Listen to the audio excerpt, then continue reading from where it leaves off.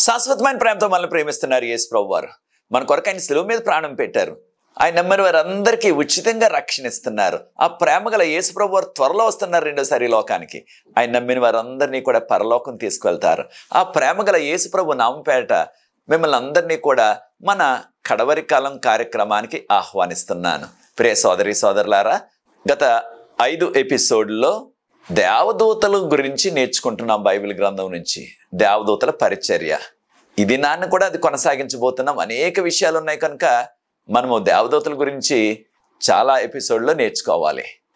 అనేక మంది ఈ ప్రశ్న అడుగుతున్నారు. దేవదూతల గురించి, వారి పరిచర్య గురించి అనేకమైన విషయాలు మీరు బైబిల్ గ్రంథం నుంచి వివరిస్తున్నారు. మరి పడిపోయిన దేవదూతల గురించి కూడా, అనగా సాతాను తనతో పడిపోయిన ఆ దూతలు, వారి గురించి కూడా బైబిల్ గ్రంథం ఏం బోధిస్తుందో మాకు వివరణ తెలియచేయండి అని కోరుతున్నారు.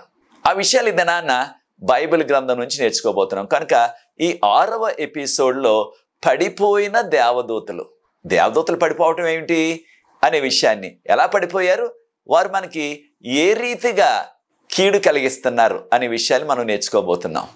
ప్రార్థన చేసుకుని బైబిల్ గ్రంథం నుంచి పడిపోయిన దేవదూతల గురించి నేర్చుకోబోతున్నాం ఈ దినాన. పరిశుద్ధ ప్రేమ గల మా తండ్రి, మీకు స్తుతులు స్తోత్రాలు వందనాలు చెల్లిస్తున్నాం. మమ్మల్ని, మా కుటుంబాల్ని, మా సంఘాలని మీరు ప్రేమించి దేవదూతల పరిచర్య గురించి బైబిల్ గ్రంథం నుంచి అనేకమైన ఆధ్యాత్మిక విషయాలు తెలుసుకుని కృపను అనుగ్రహిస్తున్నారు. ఈ దినాన్న కూడా మాకు పడిపోయిన దేవదూతలు ఏ రీతిగా కీడు కలిగిస్తున్నారో, ఏ రీతిగా శ్రమలు తెస్తున్నారో ఆ విషయాలు కూడా బైబిల్ గ్రంథం నుంచి మీరు మాకు బోధించవలసిందని, ఈ లోతైన మర్మాలు తెలుసుకోవటానికి పరిశుద్ధాత్మ శక్తి మాకు కావాలి ప్రభువా. మీరే మాకు అనుగ్రహించండి. పరలోకపు జ్ఞానాన్ని మాకు ప్రసాదించండి. ఈ వాక్యాన్ని వీక్షిస్తున్న ప్రతి వ్యక్తిని, వారి కుటుంబాన్ని ఆశీర్వదించండి. ఈ పరిచర్య ముందుకు కొనసాగటానికి ఎవరైతే సహకరిస్తున్నారో వారందరినీ కూడా ప్రత్యేకంగా దీవించమని, మీరే మాతో మాట్లాడమని యేసు ప్రభు వారి పరిశుద్ధమైన నామమును బట్టి ప్రార్థిస్తున్నాను తండ్రి, ఆమేన్. ప్రియ సోదరి సోదరులారా, దేవదూతలు మనకు ఎంతో సహకరిస్తున్నారు, ఎంతో పరిచర్య చేస్తున్నారు. అనేక క్లిష్ట పరిస్థితుల్లో, అనేకమైన విషయాల్లో మనకు సహకరిస్తున్నారు, ముఖ్యంగా మన రక్షణ విషయంలో కూడా.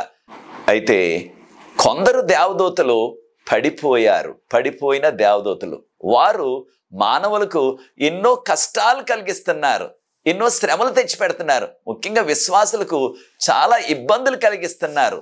ఎవరు? పడిపోయిన దేవదూతలు.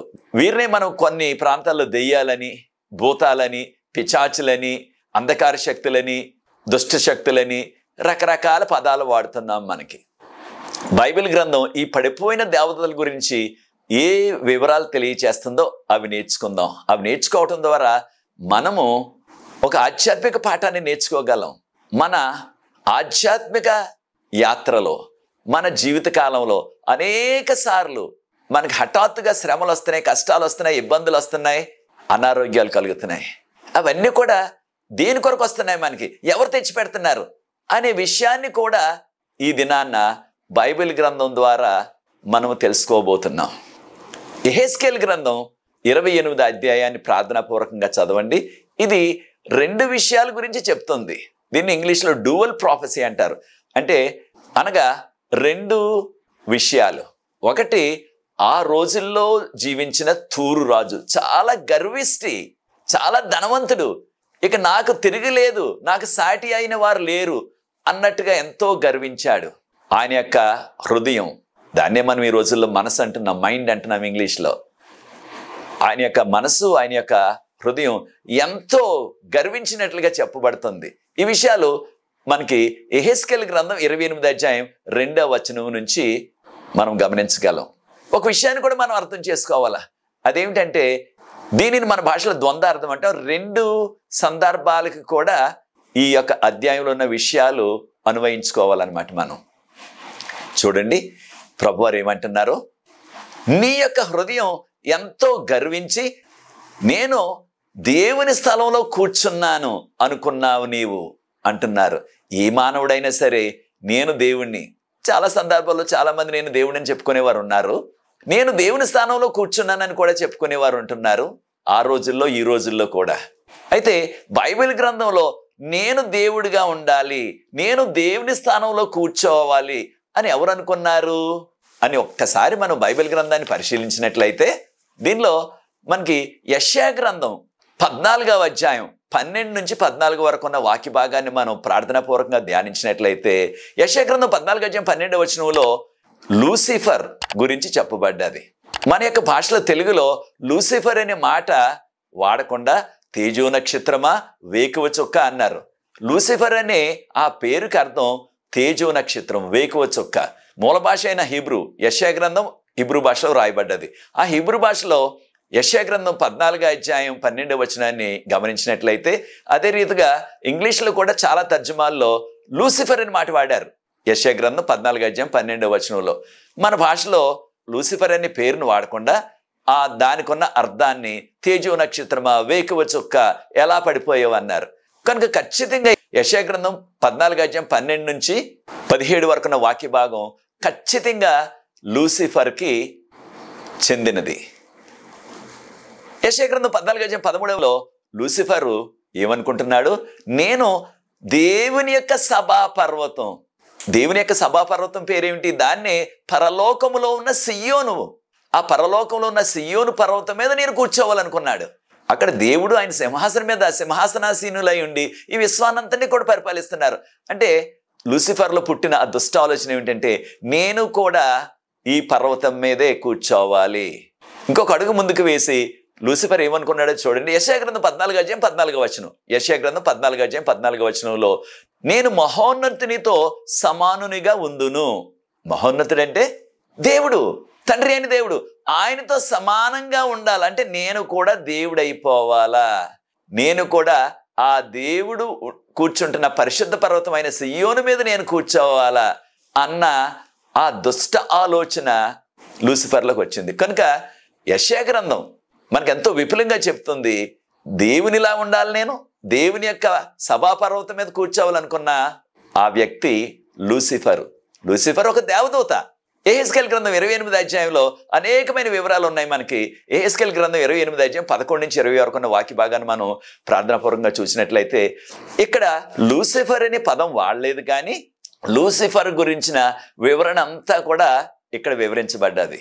లూసిఫరు దేవునికి విరుద్ధంగా తిరక్క ముందు ఏం చేసేవాడు, ఎక్కడ ఉండేవాడు అనే వివరాలు యెహెజ్కేలు గ్రంథం 28వ అధ్యాయం 12వ వచనం గమనించినట్లయితే నీవు ఎంతో జ్ఞానము వివేకంతో నిండి ఉన్నావు, నీకు సంపూర్ణమైన అందచందాలు ఉన్నాయి, నీకు జ్ఞానం ఉన్నది, అందచందాలు ఉన్నాయి.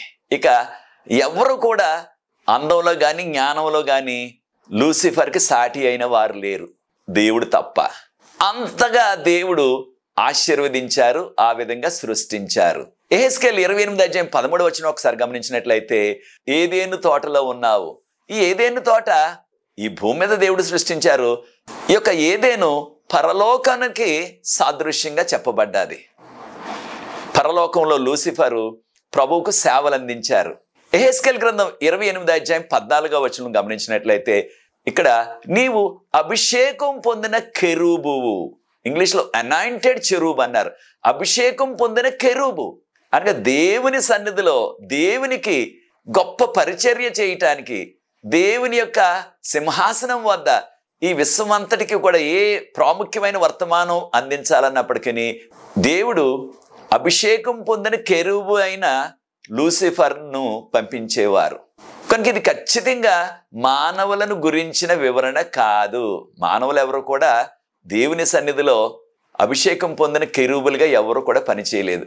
కనుక ఖచ్చితంగా యెహెజ్కేలు గ్రంథం 28వ అధ్యాయం ముఖ్యంగా 12వ వచనం నుంచి 17వ వచనం వరకు ఖచ్చితంగా లూసిఫర్కు మాత్రమే వర్తిస్తుంది. ఇక ఎవరికి కూడా ఇది వర్తించదు, ఎవరికి కూడా సరిపోదు. యెహెజ్కేలు గ్రంథం 28వ అధ్యాయం 15వ వచనాన్ని గమనించండి. నీవు సృష్టించబడిన ఆ రోజు నుండి నీలో పాపము ప్రవేశించే వరకు కూడా నువ్వు ఎంతో నమ్మకంగా ఉన్నావు, నువ్వెంతో చక్కగా ఉన్నావు, పరిపూర్ణంగా ఉన్నావు నీవు అంటున్నారు ప్రభు. నిజమే, దేవదూతలందరినీ కూడా దేవుడు పరిశుద్ధులుగా సృష్టించారు. వారిలో ఏ విధమైన పాపము లోపము లేదు. అయినప్పటికీ ప్రియ సోదరి సోదరులారా, ఈ ఆధ్యాత్మిక సత్యాన్ని నేర్చుకోవాలి. ఇంత ఉన్నతమైన స్థితిలో ఎవరు పెట్టారు? తనని దేవుడే పెట్టారు, దేవుడే పెట్టారు. ఈ అవకాశాన్ని దేవుడే ఇచ్చారు తనకి.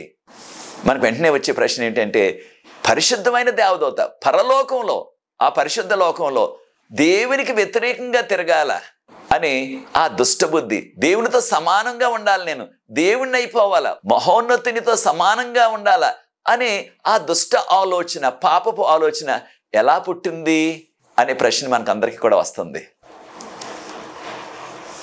అయితే ప్రియ సోదరి సోదరులారా, దేవుడు దేవదూతల్ని సృష్టించినప్పుడు దేవదూతలందరూ కూడా సృష్టించబడ్డవారే, లూసిఫర్తో సహా. మనం గమనించాం కదా 28 అధ్యాయం 15 వచనం నుంచి, నీవు సృష్టించబడిన దినము నుంచి. ఖచ్చితంగా దేవదూతలందరినీ కూడా దేవుడు సృష్టించారు, లూసిఫర్ కూడా సృష్టించబడిన వ్యక్తి. అయితే మనందరికీ తెలుసు, దేవదూతల్ని దేవుడు సృష్టించారు, మానవులు కూడా దేవుడు సృష్టించారు. వీరిద్దరికి కూడా దేవుడు ఇచ్చింది విచక్షణ జ్ఞానం. ఇంగ్లీష్లో పవర్ ఆఫ్ చాయిస్ అంటున్నాం. దేవదూతలకు ఉన్నది, మనుషులకు కూడా ఉన్నది పవర్ ఆఫ్ చాయిస్, అంటే విచక్షణ జ్ఞానం, మంచి చెడులను ఎంచుకోగలిగే జ్ఞానం అన్నమాట. దేవుడు ఇచ్చారు, దేవదూతలకు ఇచ్చారు, మనుషులకు ఇచ్చారు. అయితే దీనిని దుర్వినియోగం చేసే అవకాశం కూడా ఉన్నది. ఈ యొక్క విచక్షణ జ్ఞానాన్ని దుర్వినియోగపరిచే ప్రమాదం కూడా ఉన్నది. ఉదాహరణకు మనందరికీ తెలుసు చాకు, నైఫ్ అంటున్నాం కదా ఇంగ్లీష్లో. చాకు ఉందనుకోండి, చాకు వల్ల ఉపయోగాలు ఉన్నాయంటే చాలా ఉపయోగాలు ఉన్నాయి. ఈ మధ్యకాలంలో ఎక్కడ విశ్వాసులు వివాహం చేసుకున్నప్పటికీ ఖచ్చితంగా కేక్ కటింగ్ అంటున్నారు, కేకును కోస్తున్నారు. ఖచ్చితంగా వధూవరులు ఇద్దరు కూడా చక్కగా పట్టుకొని ఆ యొక్క చాకును పట్టుకొని ఆ కేకును కోస్తున్నారు. ఇది చాలా ఉపయోగం. ఎవరైనా సరే ఆ వివాహం రోజున వారికి ఒక చాకు బహుకరించినట్లయితే చాలా సందర్భాల్లో రకరకాల బహుమతులు ఇస్తారు, స్నేహితులు బంధువులు కూడా. ఒక చాకు కూడా ఇచ్చారనుకోండి, అది ఎంతో ఉపయోగం ఆ రోజున కేక్ కోయటానికి. తర్వాత వారు రకరకాల పండ్లు కోసుకోవడానికి, యాపిల్ పండ్లు అవనండి, మామిడి పండ్లు అనేవి రకరకాల పండ్లు కోసుకోవటానికి, తర్వాత కూరగాయలు కోసుకోవటానికి కూడా ఉపయోగం. అయితే అదే చాకు, ఇంత ఉపయోగమైన చాకు లేకుండా కేక్ కటింగ్ జరుగుతుంది, కేక్ని కోయగలమా? సాధ్యం కాదు, ఖచ్చితంగా చాకు కావాలా. అయితే అదే చాకుతో ఏం చేయొచ్చు? దాన్ని దుర్వినియోగపరిచినట్లయితే ఒకరిని పొడిచి చంపేయచ్చు. అంటే ఎంత ప్రమాదం ఉందో చూడండి. చాకు దాన్ని చక్కగా వాడినంతకాలం ఎంతో ఉపయోగం, దానిని దుర్వినియోగపరిచినట్లయితే దానితో ఎంతో ప్రమాదం. ఇదే రీతిగా దేవుడు దేవదూతలకి మనుషులకి ఇచ్చిన ఈ విచక్షణ జ్ఞానం, దీన్ని పవర్ ఆఫ్ చాయిస్ అంటున్నాం ఇంగ్లీష్లో, దాన్ని దుర్వినియోగపరిచే ప్రమాదం ఉన్నది. లూసిఫర్ దాన్ని దుర్వినియోగపరిచి దేవునికి వ్యతిరేకంగా ఆలోచించుచు నేను కూడా మహోన్నతునితో సమానంగా ఉండాలి అనే దుర్బుద్ధి పుట్టేసింది. ఈ ఆధ్యాత్మిక పాఠాన్ని కూడా మనం నేర్చుకోవాలి. అనేక సార్లు మనలో కూడా దుష్ట ఆలోచనలు, దుర్మార్గపు ఆలోచనలు, ఇతరులకు కీడు చేసే అనేకమైన ఆలోచనలు వస్తున్నాయి. దానిని మనం అదుపులో పెట్టుకోకపోయినట్లయితే అనేకమైన ప్రమాదాలకు దారితీస్తాయి. యెహెజ్కేలు గ్రంథం 28 అధ్యాయం 16 వచనం గమనించినట్లయితే ప్రభువారు అంటున్నారు లూసిఫర్ని గురించిన వివరణ. లూసిఫర్, నువ్వు పేరు లూసిఫర్ అని వాడకపోయినప్పటికీ నీవు దేవునికి వ్యతిరేకంగా తిరిగావు కనుక, అనగా దేవునికి విరుద్ధంగా తిరిగావు కనుక, దీన్నే మనం ఇంగ్లీష్లో రిబెలియన్ అంటున్నాం. దేవునికి వ్యతిరేకంగా తిరిగావు కనుక నేను దేవుని యొక్క పర్వతం, పరలోకంలో ఉన్న సియోను పర్వతం నుంచి నిన్ను పడవేసేస్తాను, నిన్ను నాశనం చేసేస్తాను ఓ కెరూబు అంటున్నారు. ఖచ్చితంగా ఈ విషయాన్ని మనం గుర్తించాలా. దేవునికి విరుద్ధంగా తిరిగిన లూసిఫర్ను, తనకు సహకరించిన తక్కిన దేవదూతలను కూడా పరలోకం నుంచి నెట్టివేస్తానని ప్రభువారు ముందుగానే హెచ్చరించారు. యెహెజ్కేలు గ్రంథం 28 అధ్యాయం 17 వచనం గమనించినట్లయితే నీ యొక్క హృదయం ఎంతో గర్వించింది, నీ హృదయం ఎంతో హెచ్చించుకుంది. దీనివల్ల నీకున్న అందాన్ని బట్టి. ప్రియ సోదరి సోదరులారా, మనకున్న అందాన్ని బట్టి. లూసిఫరు గర్వించింది దేనివల్ల అంటే తనకున్న అందాన్ని బట్టి, తనకున్న జ్ఞానాన్ని బట్టి, వివేకాన్ని బట్టి. మనం కూడా మనకున్న అందాన్ని బట్టి, వివేకాన్ని బట్టి, మన చదువుని బట్టి, మన పదవులను బట్టి, మనకున్న ఆస్తులను బట్టి, అంతస్తులను బట్టి మనం గర్విస్తున్నామా? దేవుని బిడ్డలు కాదు, మనకు పనికి రాదు. లూసిఫర్ గర్వించాడు కనుక తనకున్న సర్వాన్ని పరలోకంలో, తనకున్న పదవిని, తనకున్న పలుకుబడిని అంతను కూడా కోల్పోయి లూసిఫర్ సాతాండ్ అయిపోయాడు. కనుక ప్రభువారు అంటున్నారు, గమనించండి, యెహెజ్కేలు గ్రంథం 28 అధ్యాయం 17 వచనం ఆఖరి భాగాన్ని గమనించినట్లయితే నేను నిన్ను భూమి మీదకి నెట్టేస్తాను అంటున్నారు. ప్రకటన గ్రంథం 12 అధ్యాయంలో ఎర్రగా ఉన్న 7 తలలు 10 కొమ్ములు ఉన్న ఘట సర్పం ఎవరు? 7 తలలు 10 కొమ్ములున్న ఎర్రని ఘట సర్పం ఎవరు అని మనం గమనించినట్లయితే ప్రకటన గ్రంథం 12 అధ్యాయం 9వ వచనంలో దానికి వివరాలు ఉన్నాయి మనకి. ఆ ఘట సర్పం సాతాను అని, ఆది సర్పం అని మనకి చెప్పబడ్డాది. కనుక ఘట సర్పం అని ఎక్కడ వాడినప్పటికీ ప్రకటన గ్రంథంలో అది సాతానుకు సాదృశ్యం.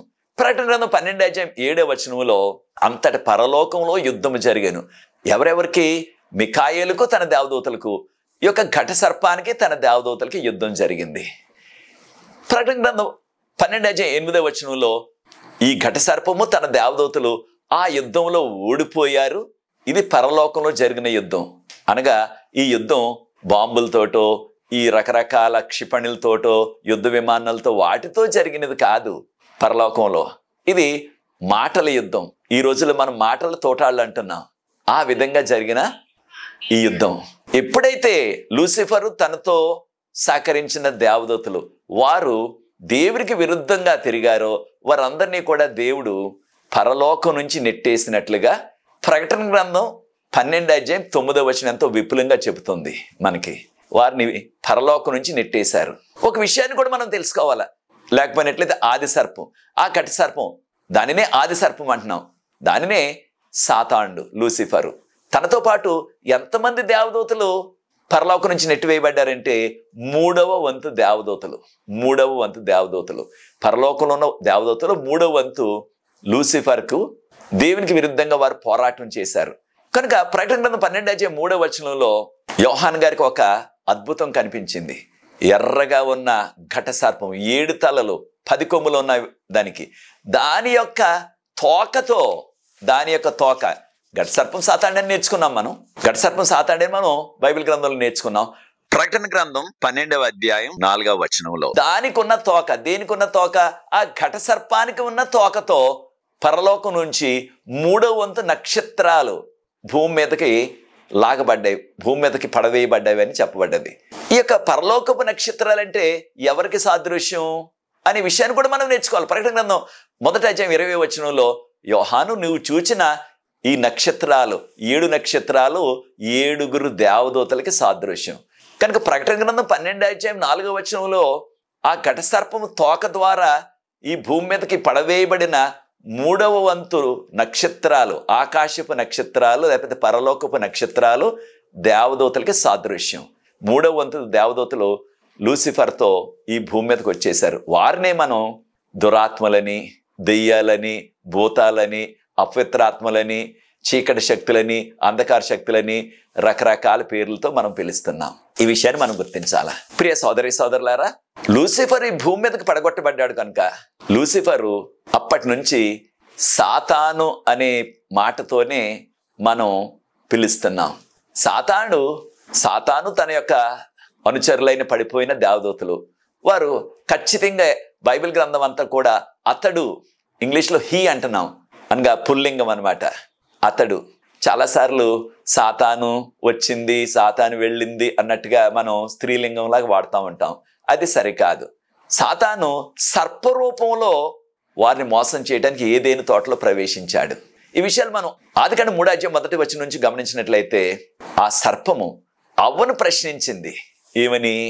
అవ్వతో మాట్లాడుచు, దేవుడు ఏదైనా సరే ఈ తోటలో ఉన్న చెట్టు యొక్క ఫలాల్ని భుజించొద్దని మీకు ఏమన్నా ఆంక్షలు పెట్టాడా? దేవుడు తినొద్దని చెప్పాడా అని ప్రశ్నించాడు. అప్పుడు వెంటనే అవ్వమ్మ గారి జవాబు చెప్పేశారు. ఆదికాండం 3:2-3 దేవుడి తోటలో ఉన్న ప్రతి వృక్షం యొక్క ఫలాలన్నీ కూడా మమ్మల్ని భుజించమన్నారు. కానీ ఈ తోట మధ్యలో ఉన్న ఈ చెట్టు యొక్క పండుని భుజించొద్దు, దానిని కనీసం ముట్టుకోవద్దు. ఈ పండును భుజించినట్లయితే మీరు ఆ దినాన్నే చనిపోతారు అని అవ్వమ్మ గారు వెంటనే చెప్పేసింది. అనగా దేవుడు చెప్పిన విషయం జ్ఞాపకం అన్నది అవ్వమ్మ గారికి. ఆ పండును ముట్టుకోకూడదు, తినకూడదు, తింటే చనిపోతారని. ఆదికాండం 3:4 గమనించండి. అప్పుడు సర్పం రూపంలో వచ్చిన ఆ సాతానుడు ఏమంటున్నాడో చూడండి. నీవు చావనే చావవు, నీవు చావనే చావవు. ఆదికాండం 3:5 మీ కన్నులు తెరవబడతాయి, మీరు దేవుని వలె ఉంటారు, మీకు మంచి చెడ్డలు తెలుస్తాయి, మీరు దేవునిలాగా అయిపోతారు అని ఆశ చూపెట్టాడు. చూచారా ఏ విధంగా మోసం చేసేశాడు?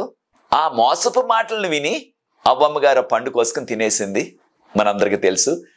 అంతటితో ఆగిపోకుండా కొన్ని పండ్లు తీసుకెళ్ళి తన భర్త గారైన ఆదాముకు కూడా ఇచ్చింది. అప్పుడు ఆదాముకు తెలిసినప్పటికీ ఇది మనం ముట్టుకోకూడదు, దీనిని మనం తినకూడదు అని తెలిసినప్పటికీ తన భార్య అయిన అవ్వమ్మ గారి మీద ఉన్న ఆప్యాయతతో ఆయన ఆ పండును భుజించాడు, తెలిసి కూడా తినేశాడు. కనుక ఇద్దరు కూడా సాతాను మోసంలో పడిపోయారు, పాపంలో పడిపోయారు. ఈ ఆధ్యాత్మిక సత్యాన్ని కూడా మనం నేర్చుకోవాలా. అనేక సందర్భాల్లో మనం కూడా తెలిసి పాపంలో పడిపోతున్నాం, పాపంలో కూరిపోతున్నాం. ఇది మనం చేయకూడదు దేవుని బిడ్డలు కానీ తెలిసినప్పటికీ, ఇది త్రాగకూడదని తెలిసినప్పటికీ దేవుడు వద్దన్నవే మనం చాలాసార్లు చేస్తున్నాము. ప్రియ సోదరి సోదరులారా, మనం కూడా ఆ విధంగా చేస్తున్నామా? కడవరకాల చివరి దినాల్లో జీవిస్తున్నాం. ప్రభు త్వరగా వస్తున్నారు రెండవసారి. దేవుడు ఏదైతే చేయొద్దన్నారో, దేవుడు ఏదైతే త్రాగవద్దన్నారో, దేవుడు ఏదైతే ఇది మీకు తగదన్నారో దాని జోలికి వెళ్ళకూడదు. దేవుడు ఆదామును అవ్వను సృష్టించిన తర్వాత వారు పాపంలో పడకముందు దేవుడు ఏం చెప్పారు? ఆదికాండం 1:28 వచనంలో, ఆదాము నీవు ఈ భూమంతటిని కూడా పరిపాలించు, దీన్ని స్వాధీనం చేసుకొని సమస్త జీవరాశుల మీద నీవు పరిపాలన చెయ్యి అనగా దేవుని యొక్క ప్రతినిధిగా ఈ భూమంతటిని కూడా పాలించవలసిన బాధ్యతను ఆదాముకు దేవుడు అప్పగించారు. కానీ సాతాను మోసంలో పడిపోయి దేవుడు తినొద్దన్న పండుని తిన్నాడు కనుక ఆదాము తనకి ఇవ్వబడిన ఈ గొప్ప ఆధిక్యత, ఈ భూమంతటిని కూడా పాలించే ఆధిక్యత కోల్పోయి ఆదాము దగ్గర నుంచి సాతాను ఈ భూమంతటిని కూడా పాలించే ఆధిక్యత సాతాను దొంగిలించాడు. కనుకనే యేసుప్రభువు వారు చెప్పారు యోహాను సువార్త 12:31 వచనంలో, సాతాను ఈ లోకపు పాలకుడు, ఈ లోకానికి అధికారి, ఈ లోకపు రాజు అని చెప్పారు. ఎప్పుడు వరకు సాతాను ఈ విధంగా కొనసాగుతాడు? రెండవ రాకడ వరకు. కనుక ప్రియ సోదరి సోదరులారా, సాతానుడు తనతో పడిపోయిన ఈ యొక్క దేవదూతలు, వీరిని మనం దెయ్యాలు, భూతాలు, పిచాచులు అంటున్నాం, దుష్ట శక్తులు అంటున్నాం, అంధకార శక్తులు అంటున్నాం. వారు ఏ రీతిగా కీడు చేస్తున్నారు? యేసుప్రభువు ఈ లోకంలో జీవించినప్పుడు వ్యభిచారంలో పట్టుబడిన ఒక స్త్రీని తీసుకొచ్చారు రాళ్లతో కొట్టి చంపేయటానికి. యేసుప్రభువు వారు దేవాలయం దగ్గర ఉన్నారు. అప్పుడు యేసుప్రభువు వారిని అడిగారు, మోషే ధర్మశాస్త్రం ప్రకారంగా వ్యభిచారంలో పట్టుబడిన ఈ స్త్రీని రాళ్లతో కొట్టి చంపేయాలి, మీరేమంటారు అనగా ఆయన ప్రభువారు అన్నారు, మీలో ఎవరికైతే పాపం లేదో మొదట రాయి వేయండి అని ఆయన క్రిందకి తల వంచి భూమి మీద రాస్తున్నారు. ఒక విషయాన్ని గుర్తించాలా, ఈ యొక్క స్త్రీ వ్యభిచారంలో పట్టుబడ్డది. ఈ యొక్క స్త్రీ వేశ్య. లూకా సువార్త 8:2 వచనంలో మనం గమనించినట్లయితే అనేకమైన బైబిల్ పండితులు మనకు తెలియజేసేది ఏమిటంటే, ఈ యొక్క స్త్రీ మగ్దలేని మరియ. వేశ్య ఎలాగైపోయింది? దేనివల్ల అయింది వేశ్య? మగ్దలేని మరియలో నుంచి యేసుప్రభువు వారు 7 దెయ్యాలు వెళ్ళగొట్టారు అనగా దెయ్యాలు పట్టేసాయి కనుక, ఆ దురాత్మలు పట్టేసాయి కనుక తను ఆ వ్యభిచారంలో కూరుకుపోయింది. ప్రియ సోదరి సోదరుడా, మనం కూడా ఈ యొక్క సాతాను బంధకాల వలన సాతాను మనల్ని పట్టేసి ఈ విధమైన పాపంలోకి నడిపిస్తున్నాడా? అనేక పాపాల్లో కూరుకుపోతున్నామా? ఎవరైనా పాపంలో కూరుకుపోతున్నట్లయితే వారిని ఈ దురాత్మలు పట్టేసి ఆ పాపంలోకి నడిపిస్తున్నారనే విషయాన్ని మనం గుర్తించాలి. వారి కొరకు ప్రార్థన చేయాలి, విడుదల కొరకు. యేసుప్రభువు వారు మరో సందర్భంలో గదరి అనే ప్రాంతానికి వచ్చినప్పుడు ఒక వ్యక్తి అనేకమైన దెయ్యాలు పట్టేశాయి. యేసుప్రభువు వారిని చూచి, దేవుని కుమారుడా నాతో నీకేం పని అన్నారు. యేసుప్రభువు వారు ఆ వ్యక్తిలో ఉన్న ఆ దురాత్మలను, దెయ్యాలను వెళ్ళగొట్టారు. యేసుప్రభు దెయ్యాలు వెళ్ళగొట్టక ముందు ఆ వ్యక్తి నగ్నంగా తిరుగుతూ, వస్త్రాలు లేకుండా, తను రాళ్లతో కొట్టుకుంటూ, ఆ కొండల్లో, ఆ సమాధుల్లో జీవిస్తూ, అటు ఎవరైనా ఆ మార్గం గుండా వెళ్తుంటే వాళ్ళని రాళ్లతో కొట్టుతూ ఎంతో కీడు కలిగి చేస్తున్నాడు. తన్ని గొలుసులతో బంధించినప్పటికీ గొలుసులను తెంపేసుకొని ఉన్నాడు. అలాంటి వ్యక్తిని దేవుడు స్వస్థపరిచారు. అప్పుడు ఆ వ్యక్తిలోంచి బయటకు వచ్చేసిన ఆ దురాత్మలన్నీ, దెయ్యాలన్నీ కూడా యేసుప్రభువు బ్రతిమాలుకున్నాయి. మమ్మల్ని ఇక్కడ ఉన్న పందుల్లోకి వెళ్ళటానికి అవకాశం ఇవ్వండి అన్నారు. ప్రభువారు సరే అన్నారు. ఆ యొక్క దెయ్యాలన్నీ కూడా పందుల్లో ప్రవేశించాయి. ఈ ఆధ్యాత్మిక సత్యాన్ని కూడా మనం నేర్చుకోవాలనుక దెయ్యాలకి అనగా సాతాను శక్తులకి, సాతానుకు తనతో పడిపోయిన ఈ దురాత్మలకు ఉన్న శక్తి ఏమిటంటే అవి జంతువుల్లో కూడా ప్రవేశించగలవు. అనేక సందర్భాల్లో ఈ దుష్ట శక్తులు, ఈ పడిపోయిన దూతలు చనిపోయిన వారి పేరు పెట్టుకుని, చనిపోయిన మన బంధువులు, మనకు తెలిసిన వారు, మన స్నేహితులు చనిపోయిన వారి పేరు పెట్టుకుని నేను పలానా వ్యక్తిని అని వచ్చి ఆ యొక్క వ్యక్తిని వారు ఆవరించి, మనకు దెయ్యం పట్టిందంటాం. మనం దెయ్యం పట్టినప్పుడు నీ పేరు ఏంటంటే వారు మనకు తెలిసిన వారు, మన బంధువులు చనిపోయిన వారు యొక్క పేర్లు చెప్తా ఉంటారు. ఖచ్చితంగా చనిపోయిన వారి యొక్క ప్రాణం కాదు, ఆత్మ కాదు. ఈ దెయ్యాలు లూసిఫర్తో పాటు పడిపోయిన 3వ వంతు దేవదూతలు. వారు రకరకాల చనిపోయిన వారి పేర్లు పెట్టుకుని వస్తున్నారు. వచ్చి అనేక మందిని వేధిస్తూ అనేక కష్టాలు, శ్రమలు తెచ్చిపెడుతున్నారు. కనుక ఈ విషయాన్ని మనం గుర్తించాల. అదే కదా లూసిఫర్ కూడా చేసింది. ఏదైనా తోటలో సర్పంలో ప్రవేశించి ఆ సర్పం ద్వారా వారిని మోసం చేశాడు. కనుక అక్కడున్న పందులన్నీ కూడా 2000కు పైగా ఉన్నాయి పందులు. అవన్నీ కూడా పరుగును వెళ్ళిపోయి ఆ గలలియా సాగరంలో పడి చనిపోయాయి. దీని ద్వారా మనం నేర్చుకుంటున్నది ఏమిటి? ఈ వ్యక్తిలో అనేకమైన దురాత్మలు. ఏమిటి నీ పేరంటే సేన అన్నాడు. కనుక సేన అంటే 2000 నుంచి 5000 వరకు ఉన్న దెయ్యాలు, భూతాలన్నమాట. అనేక సందర్భాల్లో ఈ యొక్క దురాత్మలు ఈ విధంగా కీడు చేస్తున్నారు. వారిని యేసుప్రభువు వారు వెళ్ళగొట్టారు. అయితే ఎప్పుడైతే వెళ్ళగొట్టారో ఆ వ్యక్తి, మార్క్స్ వార్త 5వ అధ్యాయంలో ఈ వివరాలు కూడా చదువుతున్నాం మనం, ఎంతో శాంతివంతంగా చక్కని వస్త్రాలు వేసుకుని దేవుని వాక్యాన్ని విన్నాడు. దేవుని విశ్వాసి అయిపోయాడు. మరొక సందర్భంలో యేసుప్రభువు వారు సమాజ మందిరంలోకి బోధించడానికి వెళ్తే ఒక స్త్రీ 18 సంవత్సరాల నుంచి నడుము వంగిపోయి నడుస్తుంది. వంగిపోయిన నడుముతో యేసుప్రభువు వారు ఆ వ్యక్తిని స్వస్థపరిచి అన్నారు, 18 సంవత్సరాల నుంచి అబ్రహాము కుమార్తె అయిన ఈ స్త్రీని సాతానుడు బంధించేశాడు. అనగా 18 సంవత్సరాలు బాధపడ్డది. ఆ వ్యాధితో నడుము వంగిపోయింది, నిలబడలేకపోతుంది. ప్రియ సోదరి సోదరులారా, దీని ద్వారా మనం నేర్చుకుంటున్నది ఏంటంటే సాతాను అనేకమైన వ్యాధులు కూడా కలిగించగలడు. మనందరికీ తెలుసు యోబు గ్రంథాన్ని 1వ అధ్యాయం 11వ వచనం నుంచి గమనించినట్లయితే యోబుకి అనేకమైన కష్టాలు వచ్చేసాయి. యోబుకున్న 7000 గొర్రెల మీద అగ్ని వర్షం కురిసేసింది. అవన్నీ కూడా కాలి చనిపోయాయి. యోబుకున్న 7 కుమార్తెలు, 3 కుమార్తెలు, వారందరూ కూడా వారి ఇంట్లో విందు చేసుకుంటుంటే బలమైన సుడిగాలు వచ్చేసి వారి యొక్క ఇల్లు కూలిపోయింది. అందరూ చనిపోయారు. అంటే బలమైన సుడిగాలి, దీన్ని మనం తుఫాన్ అంటున్నాం. ఇవి రప్పించగలిగే శక్తి సాతానుకు ఉన్నది. అదే రీతిగా యోబు చాలా అనారోగ్యం వచ్చేసి శరీరం అంతా పుండ్లు వచ్చేసి ఆ యొక్క పెంట కుప్ప మీద కూర్చొని ఆ యొక్క కొండ పెంకులతో ఆయన శరీరాన్ని గోక్కుంటున్నాడు. అంత దీన పరిస్థితి, అనగా భయంకరమైన అనారోగ్య పరిస్థితి సాతాను దురాత్మలు తేగలరు మనుషులకి, ముఖ్యంగా దేవుని బిడ్డలకి. అయితే ప్రియ సోదరి సోదరులారా, ప్రకటన గ్రంథం 12:12 సాతానుకు తెలుసు ఇక సమయం కొంచెమే ఉన్నది కనుక సాతాను ఎంతో ఆగ్రహంతో వస్తున్నాడని చెప్పబడ్డది. 1 పేతురు 5వ అధ్యాయం 8వ సాతాను గర్జించడం వల్లే ఎవరి మృంగాలైనా వస్తున్నాడు దేవుని బిడ్డల్ని. అయితే మనం భయపడిన అవసరం లేదు. దానియేలు గ్రంథం 6వ అధ్యాయం 22వ దానియేలు గారు రాత్రంతా సింహాల బోన్లో ఉన్నప్పటికీ సింహాల నోరును మూయించేశాడు దేవుడు. 2వ రాకడ తర్వాత సాతాను తనతో పడిపోయిన దూతలందరినీ కూడా దేవుడు సంకెళ్లతో బంధిస్తారని ప్రకటన గ్రంథం 20వ అధ్యాయం 1-3 వచనాలు చెప్పబడ్డది. చివరిగా సాతాను తనతో పడిపోయిన దేవదూతలు, పాపంలో ఎవరైతే పడిపోయారో ఆ మానవులందరూ కూడా వారు అగ్ని గంధకాలతో కాల్చబడతారని ప్రకటన గ్రంథం 20వ అధ్యాయం 10వ వచనంలో చెప్పబడ్డది. కనుక సాతాను తనతో పడిపోయిన దూతలు ఈ లోకంలో అనేకమైన విధ్వంసాన్ని సృష్టించినప్పటికీ వారికి అంతం ఉన్నది. 2వ రాకడ తర్వాత 1000 సంవత్సరాల తర్వాత వారందరూ నాశనం అయిపోతారు. కనుక ప్రియ సోదరి సోదరులారా, ఆధ్యాత్మికంగా మనకి ఎందుకు శ్రమలు, కష్టాలు, బాధలు వస్తున్నాయి? ఎవరు తెచ్చి పెడుతున్నారంటే తప్పకుండా దేవుడు కాదు, సాతాను తనతో పడిపోయిన ఆ దూతలు. ఈ విషయాన్ని మనం గుర్తించి మనం ప్రార్థనాపూర్వకంగా జీవించినట్లయితే మనకి ఏ కీడు కలగకుండా ప్రభు మనల్ని కాపాడతారు. అది నీ నిర్ణయం అయినట్లయితే నాతో ఏకీవించండి. ప్రార్థించి ఈ యొక్క 6వ వర్తమానం ముగిస్తాను. అనేకమైన విషయాలు ఉన్నాయి కనుక వచ్చే కార్యక్రమంలో కూడా 7వ కార్యక్రమంలో కూడా 7వ ఎపిసోడ్లో కూడా మరికొన్ని విషయాలు దేవదూతల గురించి నేర్చుకోబోతున్నాం.